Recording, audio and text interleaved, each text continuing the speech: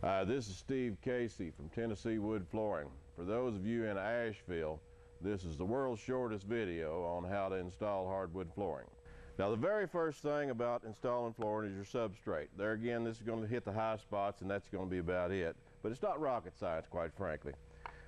Advantech is fine, plywood is fine. The only thing that makes wood grow is moisture, so you need to check your moisture of your subfloor, and there's no way of doing that without a moisture meter. It needs to be under 10% before you install hardwood flooring on top of it.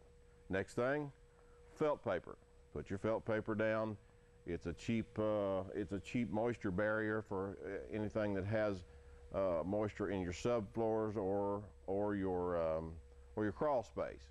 A lot of people sometimes want to not put felt paper down. They say they're on a basement, but it is a sound barrier as well. It's kind of like tapping on a metal pipe. You can hear it 5 floors up. So whatever cushion you put in between holds the noise down. First thing you do is make sure to start straight. Now, what happens if you don't start straight and you come back to your line? If you have an arc and a big long line of your hardwood flooring, the flooring is square and it has to relieve itself, and you wind up having a gap every so often as it relieves itself. And that's a no-no. The next thing is wood breathes. Wood, that's just the nature of it. Law of physics says in the summertime, when the moisture gets into the wood, it will become just slightly bigger. You multiply that times the number of boards, and there you've grown too much. So you leave your gap on the outside of the wall. Never bind hardwood flooring between, for instance, a fireplace and a metal threshold without any place for it to breathe through the seasons. Now, if your flooring cups just a little bit in the summertime where the humidity's high, don't panic. Your dry time is the winter time. It typically lays back down. But as you start your boards, make sure that you've chalked your line, and go back and check your line every so often that you haven't knocked it back off askew. Now, when you do that, you get 4 rows wide or something of that nature. You don't have to go back and check it. Make sure to miss your joints.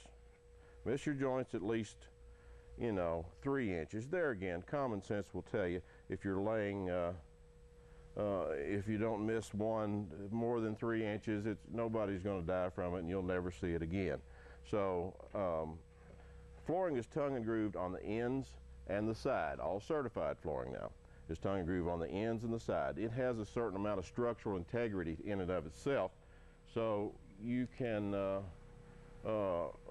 you couldn't move it as far as up and down even if you wanted to. Miss your joints about 3 inches. Now, this is a pneumatic nailer. All this amounts to at about a 40-degree angle. It goes on here. It's obvious. It goes into the tongue, clips on the side. You hook your air hose up here. Take the hammer, pop it. It'll drive the nail. Some you want to hit harder, obviously, because if a board took on some moisture, has taken on some moisture, it may have just a little turn in it, and you'll have to hit it harder. The manual nailers are for young people.